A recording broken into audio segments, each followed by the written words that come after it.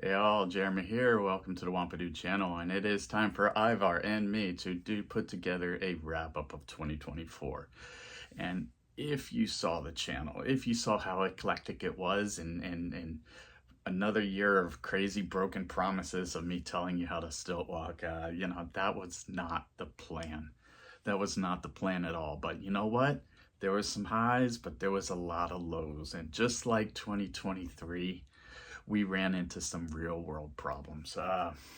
When you're a content creator, you have a tendency to have that drive to put something out, put something out, put something out. But then when real world things run into your situation and just it's a gut punch. And this year we had some more gut punches that made me step back and try to think, what do I want with the future of the channel? What do I want to do with the future of me? Because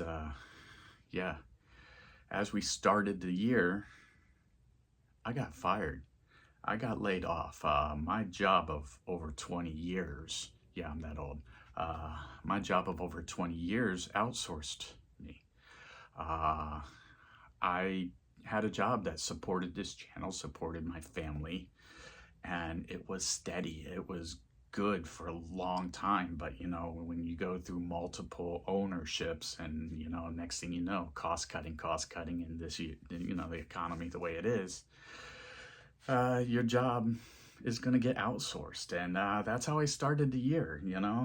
I started the year out of work, and as I was out of work, my grandfather, I'll link it at the end of this channel. I took my grandfather to Vegas last year, and we had a blast. He was there for his National Order of the Trench Rats, which is a veterans group. It helps veterans cope with it's good stuff. And he had a stroke, and he fell, and he wasn't found for almost 24 hours. And when you have a stroke and you're 97 years old and you're not found, it's fatal. It was not good. He never really recovered. Went into hospice. I sat bedside with him with my family for over a week in the ICU in the hospice. And I got to spend time with him as he was passing.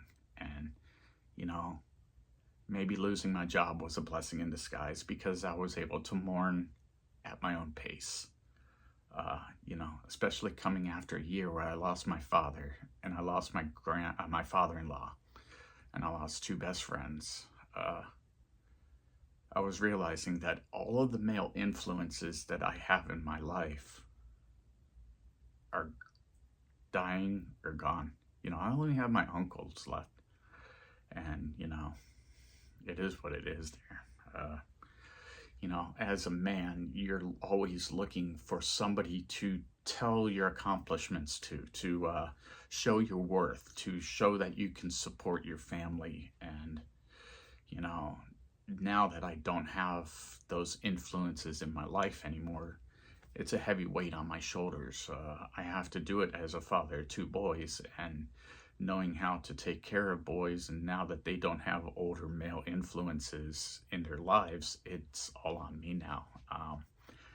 That's how I started my year. But after that, I got a new job. I got a new job that I earned more money, and I'm enjoying it. It's in an industry that I really enjoy. I don't want to say what it is, but it might show up on this channel. Let's just say it involves connecting hot metal together. I think you'll understand that. But when you're starting a new job, all of your brain power needs to go towards learning that new job, learning the industry, learning your new set of skills, learning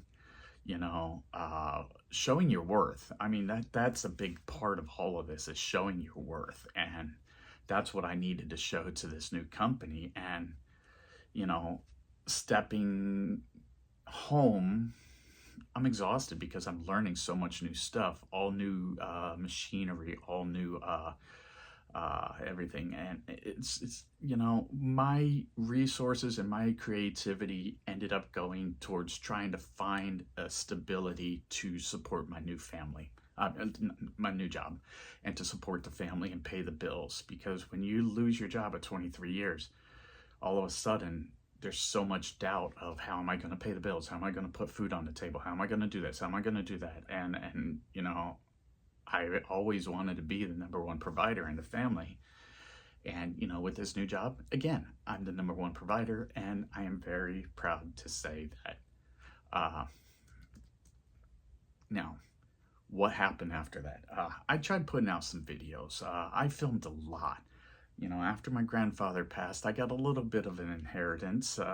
You know, a lot of the stuff went into the family trust and everything like that. And, you know, but a little bit of inheritance, I went out and I got a 360 camera because I had so many ideas of how to incorporate 360 camera work with the channel, and to, you know, because the channel is a little bit of everything, and I bet you that's why the algorithm really doesn't like this channel, because I get low views, and, you know, it is what it is, because I jump from subject to subject.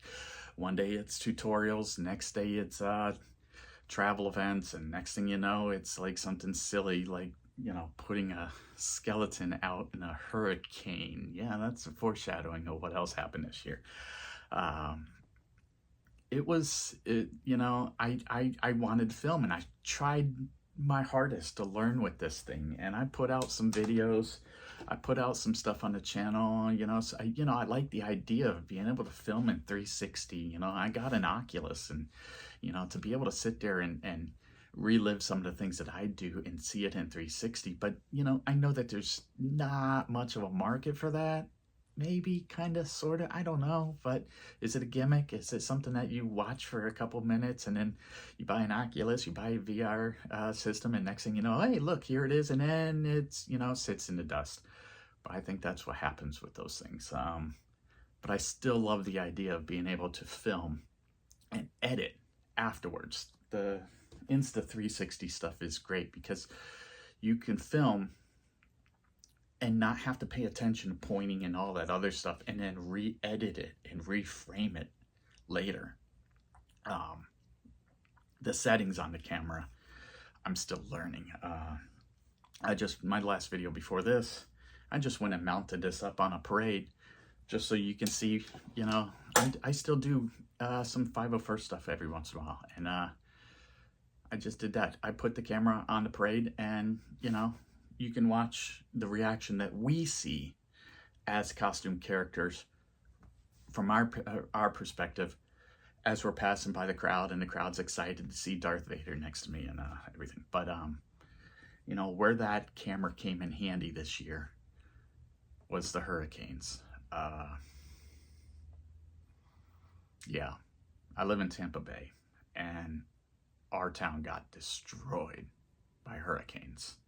And not just town, there's stuff all up and down the coast, but my grandfather lived in Maderia Beach, and those beach houses were absolutely destroyed, including ours. And, you know, my grandfather's house was, you know, the anchor to the family trust, and that was his legacy and what he was leaving behind for the family.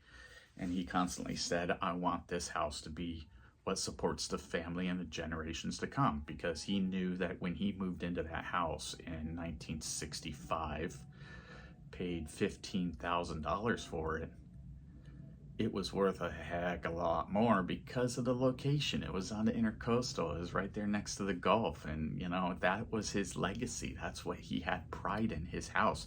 And he always feared for his entire life, and especially late in his life, that that house was going to be destroyed by a hurricane. And thank God it happened after he passed, because it would have destroyed him. It would have absolutely destroyed him. And if it is the universe saying, I'm going to take you before the worst thing ever happens to the house And he was the only person that ever lived in that house with his family. He raised his family there. My mom, my uncle, my grandmother. They were raised in that house, and it was wiped out by the hurricane because of flooding, and it took out the electrical, and we've had, it's on the market now, and it's on the market for half of what it was worth before the hurricane. And that's hard because he had cash offers for double the amount of what it's listed for. And we are getting offers for half of what it's listed for. So really, they are talking about 1/3 to 1/4 of the value. When they talk about FEMA values and how much damage there is, I don't think that they talk about the loss of value of reselling the property. And that's heartbreaking because the entire town is destroyed. Every single story house has damage in Maderia Beach and all up and down the beaches of Pinellas County. It's rough. It is rough because of the storm surge. We got hit bad. But the silver lining of the hurricanes is this guy. The way I was coping with it is I would put him out into the hurricane and to see if he'll fall over. It's the stupidest thing in the world, but for years I would put a chair out, I would take a picture of it before the hurricane, and because we really didn't get hit that hard in Pinellas County, if it blew over, it was a big deal. This year, I now have a co-host because of the hurricanes, and that's this guy here, Ivar. It was fun. It was fun to have a silver lining with the hurricane, knowing that we were going to be dealing with a lot, and we dealt with a lot, and one of the things that I did is I put my 360 camera on my bike when they weren't allowing any road traffic on the beaches. I was able to film the aftermath with the 360 camera, and that's when I knew it was a good investment, because I was able to get into places and point the camera to areas afterwards while not having to sit there and look like a looky-loo and going, oh my God, look at your destruction, look at this over here, oh my God. That's kind of rude to the owners if I'm sitting here walking through all of the destruction and filming it. But putting the camera on a bike and riding back to my grandfather's house, because that was the only way that we had back there, riding the bike all the way back into the neighborhood and documenting the path of destruction throughout all the buildings and all of the houses. I needed people to see it. I needed people to understand what I was going through and what many other people were going through, because you don't see that on the news. You see it from, oh my goodness, look at all this stuff, but you don't see the everyday cleanup. You don't see the people just sitting on their chairs in exhaustion because they're having to move everything out of their house because everything is destroyed. Storm surge is no freaking joke. If you got storm surge warnings, get the F out. Yeah, get out. So that was the middle of my year. And it was a lot of cleanup. It was a lot of absorbing more stuff into my house, because we had to absorb stuff from my father-in-law. We had to absorb stuff from my father. And now I'm absorbing stuff from my grandfather. And now we're having to figure out, is there anything else in this house worth keeping, or are we putting it all to the curb? And you saw that. You saw that in the videos. If you watch my videos this year, we had to put a lot of it to the curb. Like everything in the house was destroyed. My uncle was keeping his books and his CDs and all of his merchandise for his business at the house. All of that got destroyed. And, you know, it was a hard year. I mean, going from losing a job to losing my grandfather, there's now losing a house. You know, how do you create content? You know, do I sit there and make it morbid and just show the constant destruction and the constant failure and the constant, you know, no, I wanted to put out some fun stuff, but, you know, and I filmed a lot. I went to New Smyrna Beach with the family, and I filmed some of my favorite spots in New Smyrna, and the footage just stayed on the camera. I put a rocket launch there. You know, we got to watch a rocket launch. That went up. But there wasn't a lot of chances to go do fun stuff and film fun stuff and film tutorials, because this area here where I build everything and I work on everything, this was filled with all of the stuff that we absorbed through estates. And, you know, I'm looking at boxes everywhere outside of the camera right now, and I'm like, I'm still not ready to create. You know, I had to repair my own house. I had to repair my fence. I had to repair, we lost a good chunk of our tree from the storm. There's still one of my fences that's still not 100% repaired. I had to go back and work on the other house. It's been rough, you know? So I went to do Food and Wine, and I filmed Food and Wine last year. But Epcot's not fun anymore. Disney's not fun anymore. It was so busy. It was so hard to keep the group together, and I was managing keeping the group together so much that the camera went down. I had the camera with me. I had the 360 camera with me. I invested in new batteries. I brought the 360 camera. I had it so I can mount it on my set of horns here. I had all this stuff with me, and I just sat on the footage. The footage wasn't good, because maybe it's because I was so stressed this year. 2 weeks ago, we just did Elf Night, and I have the camera. I have some footage, but it's not enough to put together for a video for this. So, you know, am I ready to make content again? I think so. I'm ready to make content. I have a whole vision board right behind this wall right here of all the things that I want to do. Things I invested in this year. I invested in the 360 camera. I invested in a 3D printer. I want to sit there and make new attachments for the stilts and build the second Wampa. Geez, I've been thinking about it for 10 years.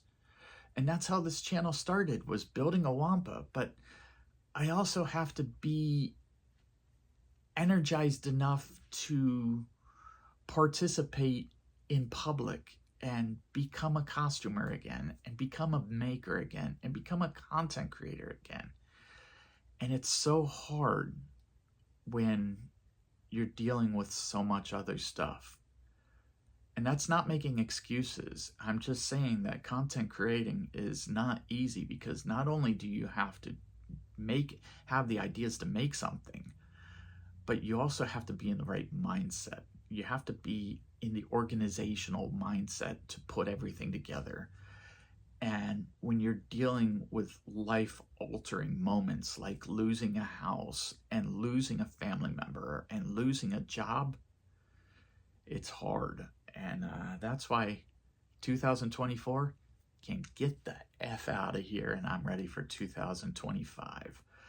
And with that, I want to say thank you. If you sat through 20 minutes of me rambling and talking about how hard my year was, I'm sorry, but you know, it is what it is. And I think content creators should air their grievances sometimes and should air their hardships so the viewers can understand how hard making content is and how hard staying on a consistent schedule is. And